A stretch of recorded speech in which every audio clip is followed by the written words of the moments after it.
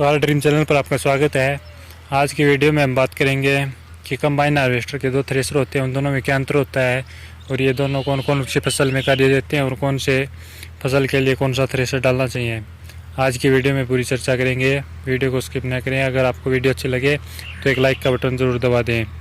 तो आज आपको पूरी जानकारी देंगे कौन सी फसल में कौन सा थ्रेशर डालना चाहिए और कैसे बास्केट सेट करते हैं और दोनों बास्केटों में क्या अंतर होता है, दोनों थ्रेशर में क्या अंतर होता है। सबसे पहले इस थ्रेशर की बात करें तो ये ज़्यादातर जो फली वाली फसल होती है उनमें ज़्यादा कार्य अच्छा देता है और इसको मुख्यतः धान के लिए बनाया गया है। धान की फसल के लिए इस थ्रेशर को तैयार किया गया है। इसको आप फली वाली जैसे गुआर हुआ, मूंग हुआ और सरसों, इन इस प्रकार की फसलों में आप इसका यूज ले सकते हैं। इसमें मशीन दाना भी नहीं फोड़ेगी और पूरे चक्रों में मशीन चलेगी, तो इससे आपको ये लाभ होगा, मशीन चौक भी नहीं होगी। अगर दूसरे थ्रेशर को आप पूरे राउंड में चलाएंगे तो दाना फोड़ेगी, अगर धीरे चलाएंगे तो मशीन ज़्यादा चौक होगी। तो इस कारण से ये थ्रेशर है ज़्यादा अच्छा रहता है। और इसके बास्केट किस प्रकार की होती है वो भी आपको दिखा देते हैं। ये सापट है, ये इस प्रकार की इसकी बास्केट होती है।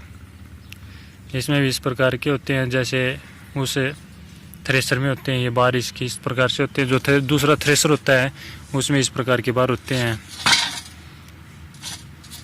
ये वैसे तो जो कि तुमने दिखते हैं रहते हैं, किंतु इनकी ये चीज़ होती है, यहाँ से ये घसने के बाद ज़्यादा सफाई से काम नहीं करता। जो गीली फसल होती है उनमें बाद में ज़्यादा अच्छी सफाई नहीं लाते हैं।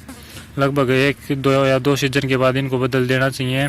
ज़्यादातर 1 सीजन के बाद आप बदल देंगे तो जब भी कोई गीली फसल आ जाएगी तो उसको निकालने में आपको कोई भी दिक्कत नहीं होगी। अगर ये चीज़ बिल्कुल अच्छी है तो आप न बदलें। अगर ये थोड़ी घस गई तो बदल दें, ताकि गीली फसल में भी आपकी फसल की अच्छी सफाई रह सके। हर एक बाल से हर एक दाना अलग हो सके। मेन चीज़ इसी पर डिपेंड होती है, यहीं से वो दाने को अलग करता है और पीछे वाला तो हमेशा नया रहता है। तो काफ़ी बार क्या होता है, काफ़ी ऑपरेटर इस चीज़ को ध्यान नहीं देते, तो इसका खास ध्यान रखें। और ये बास्केट आपने देख ली, ये थ्रेशर भी आपको पता चल गया कौन कौन सी फसलों में अब किस प्रकार से ये डालना है। अब बात कर लेते हैं दूसरे थ्रेशर की और बास्केट को कैसे सेट करें। ये थ्रेशर अब जैसे कि आप हार्वेस्टर में देख पा रहे हैं, ये इसके बारे काफ़ी हद तक ठीक है, 1 सीजन में काम दे देंगे। इनकी ये यहाँ से देखेंगे बिल्कुल अभी तक अच्छी तरह से पड़ी है, बिल्कुल नहीं है। और ये थ्रेशर की ऊपर वाली प्लेट निकाल रखी है, ये इसे फीडर के आगे से, तो इस प्रकार का ये आगे से दिखाई देता है। और बास्केट है इसके बिल्कुल नीचे होती है। आपने देखा होगा, आप शायद फोरमैन भी हो, मेरे ज़्यादा भी जानकार हो, परंतु आप नहीं है उनके लिए वीडियो है। और इसको कैसे सेट करते हैं, थ्रेशर कुछ ज़्यादा सेट नहीं होता। थ्रेशर तो जब डालते हैं उस टाइम इसकी सेटिंग होती है, जो बास्केट होती है उसकी सेटिंग होती है बाद में फसल की सफाई के लिए। जो थ्रेशर होता है उसकी सेटिंग क्या होती है, जब बार लगवाते हैं उस टाइम पर होती है। इसको जब आप घुमाएंगे बाद में छोड़ेंगे ना, तब एक जगह पर आगे रुकना चाहिए, वापस की तरफ नहीं होना चाहिए बिल्कुल भी। अगर वापस थोड़ा होता है तो इसकी सेटिंग सही नहीं है। इसको घुमा कर देखें, तब आप अगर एक जगह पर रुक गया, वापस नहीं हुआ थोड़ा सा, तो काफ़ी अच्छी इसकी सेटिंग है। तो इसको इसी प्रकार से सेट करते हैं बार लगाने वाले। और दूसरा, इसके दोनों तरफ का गैप देखते हैं लगाते वक्त, सेट इस प्रकार से होता है। और बाद में बास्केट की सेटिंग होती है कि आप बास्केट और थ्रेशर के बीच कितना गैप रखना चाहते हैं। ये तो अंदर से इसके साफट लग गई है, उसके बाद एक जगह पर स्थिर रहेगा, ऊपर नीचे नहीं होता थ्रेशर है। और इसका बाद में घूमने का कार्य रहता है। और बार बूर सब सेट हो गए। और उसके बाद क्या रहता है, ये बास्केट कैसे सेट होती है ये भी आपको दिखा देते हैं। बास्केट को सेट करने के लिए यहाँ पर ये दूरी होती है, इसको कम ज़्यादा किया जाता है। यहाँ पर आमतौर पर अलग अलग फसलों के लिए अलग तरह से इसको सेट करते हैं। इसको 10 नंबर का नट लेकर 11 नंबर का नट लेकर उस तरह से सेट करते हैं। ऊपर से इसकी अलग तरह से रहती है और वहीं आगे से अलग तरह से, तो दोनों तरफ से इनका अलग अलग नट लेकर सेट करते हैं। वो कौन सी फसल में कितना नंबर का नट से सेट करते हैं वो आपको अगली वीडियो में दिखा देंगे, बता देंगे। और तो जब सूखी फसल आ जाती है तो बास्केट को बिल्कुल ऊपर उठा देते हैं, तब ये इसकी दूरी नीचे की तरफ हो जाती है, बिल्कुल नीचे आ जाती है, जिसके इसके अंदर काफ़ी ज़्यादा गैप बन जाता है। गैप ज़्यादा होगा तो इसके ऊपर ज़्यादा वो नहीं होगा, केवल घुमा और उसी से सफाई हो गई। गेहूँ और बाल अलग अलग हो जाते हैं, जो भी फसल है कोई भी, उससे दाना अलग हो जाता है। और अगर गीली आ जाती है तो इसको लगा देते हैं। और इसका और ज़्यादा गैप कम करना है तो ऊपर से हो जाता है। अगर फिर भी और ज़्यादा गैप करना है, पूरी हो गई आपने जैसे 9 नंबर पर या 11 नंबर पर सेट की थी उस पर हो गई, उसके बाद भी करना है तो उसकी सेटिंग यहाँ से ऊपर से होती है। ये वाला नट है, इससे सेटिंग होती है इसकी। ये प्लेट ये पत्ती ऊपर नीचे इसको करती है बास्केट को ऊपर से। जब हम करते हैं तो ये निशान भी देख रहे हैं यहाँ पे, इसका निशान दे रखा है पूरा ऊपर नीचे तक होने का। और ऊपर से आप इसकी और ज़्यादा सेटिंग कम ज़्यादा कर सकते हैं। अगर एक बात का ध्यान रखें, हमेशा जब एक तरफ की करें तो दूसरी तरफ भी करें, दोनों तरफ का एक समान गैप रखें। अन्यथा आप एक तरफ से नीचे छोड़ दी, दूसरी तरफ से ऊंची छोड़ दी तो क्या होगा, जब आप फसल में सेट करेंगे तो एक तरफ से ज़्यादा दाब लगेगी, दूसरी तरफ से कम है। तो इस वजह से एक तरफ तो दाना पड़ने लगेगी और एक तरफ बिल्कुल गीला होगा वो पीछे निकालने लगेगी, तो बराबर सेट नहीं होगा, इससे सेटिंग नहीं हो पाएगी मशीन की। तो कभी पीछे दाने छोड़ेगी बाल में और कभी बिल्कुल फोड़ देगी। तो ये सब बास्केट को सेटिंग करनी है, किस प्रकार से करनी है आपको बता दी कि यहाँ से आपको इनके नटे से सेट करना है। इसको कम ज़्यादा आप थ्रेसर लगाते हो उसी टाइम ज़्यादातर सेट कर दें ताकि बाद में ऊपर से ही सेट कर सके, बाद में बीच में कोई परेशानी न आए।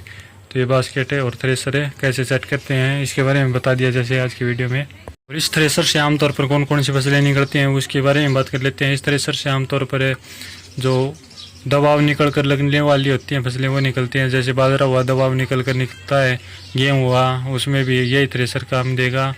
और जौ हुए और काफ़ी फसलें होती हैं जो दबाव निकलने से उनका दाना अलग होता है, उन सभी फसलों में इस थ्रेसर का यूज होता है। तो समय पर अगर आप इसके बार चेंज करवा देंगे ज़्यादा खर्चा नहीं आता और उसी में काम अच्छा हो जाता है। काफ़ी बार इसको बदलवाने में काफ़ी ज़्यादा हल्काई कर देते हैं तो उसकी वजह से किसानों का काफ़ी नुकसान हो जाता है। या तो गिल्ली फसलों में पीछे दाने रह जाते हैं बालों में, और सूखे में तो कुछ ज़्यादा इस पर प्रभाव नहीं पड़ता क्योंकि दाब नहीं लगती। और दाना करने अलग करने के लिए तो यही चीज़ होती है ज़्यादातर। यहाँ से आपको घिसे हुए बाल भी दिखाएंगे। मैं हर सीज़न में एक बार इनके बार चेंज करवा देता हूँ ताकि किसानों का कोई भी नुकसान न हो और अच्छी तरह से गीली फसल आए तो भी कोई दिक्कत नहीं हो और सूखी हो तो भी कोई दिक्कत नहीं हो। इतनी जानकारी आपको थ्रेसर के लिए मिल गई तो थोड़ी जानकारी और दे देते हैं। मशीन के ऊपर चलकर आपको बताएंगे कि कहाँ से सेटिंग होती है, कहाँ से थ्रेसर के राउंड बढ़ते हैं। तो थ्रेसर और उसके पीछे आप स्ट्रॉ आकर देख पा रहे हैं और नीचे बास्केट है। तो अब चलिए मशीन के ऊपर चलकर देख लेते हैं। ये जैसे आप देख सकते हैं यहाँ पर बास्केट का ऑप्शन है, ये नीचे बास्केट का रहा, इसको आप ऊपर की तरफ उठा देंगे तो उसमें गैप काफ़ी ज़्यादा हो जाएगा और नीचे कर दें तो गैप कम है। और उसके बाद भी कम गैप करना है तो इसको उठाना ऊपर की तरफ है और इसको टाइट करेंगे और ढीला करेंगे तो गैप कम ज़्यादा होगा उसका, और फिर बास्केट को लगा दें। तो इस प्रकार से ऊपर से आप उसके कैप को कम ज़्यादा कर सकते हैं। और ये चीज़ देख पा रहे हैं, आपको थ्रेसर के चक्कर कम ज़्यादा ही बताई थी, तो इससे आप थ्रेसर के चक्कर कम ज़्यादा कर सकते हैं। इसको आप घुमाकर इस प्रकार से, और दूसरी साइड है तो इसके चक्कर आप कम ज़्यादा कर सकते हैं। यहाँ पर चैन जा रही है, आप देख रख रहे होंगे जैसे चैन गई है वो इसी से चक्कर कम ज़्यादा होते हैं। उसका फैन बेल्ट लूज और टाइट होता है, उसी से चक्करों पर प्रभाव पड़ता है। अब बात कर लेते हैं इसके चारों मीटरों की। आप आगे देख पा रहे होंगे चारों मीटर है, तो ये कौन सा किस काम का होता है ये बता देते हैं। ये सबसे पहले नीचे वाला इंजन आरपीएम मीटर होता है, इसी पर आपके चक्कर तय होते हैं कितने चक्करों पे आपको मशीन चलानी है। और ये आगे वाले का आपको पता ही होगा, ये मशीन के टेम्परेचर का होता है, लगभग 80 से 100 के बीच इसका टेम्परेचर रहना चाहिए। इससे ऊपर जाता है तो आप मशीन की सफाई कर ले एक बार। और ये आगे वाला आप देख पा रहे हैं इंजन ऑयल का, इंजन ऑयल कम नहीं होना चाहिए, लगभग 6 पर इंजन ऑयल रहना चाहिए। इससे कम आता है तो इंजन ऑयल डाल दें। और आगे वाला ये बैटरी कितनी चार्ज उसका जाता है, तो इन सभी का आपको खास तौर पर ध्यान रखना है। इन चीज़ों का तो जो इंजन की चीज़ें होती हैं इन चीज़ों का तो खास पर आपको ध्यान रखना है ताकि इंजन आपका सही चल सके लॉन्ग लाइफ तक है, अन्यथा आपका इंजन ख़राब हो सकता है।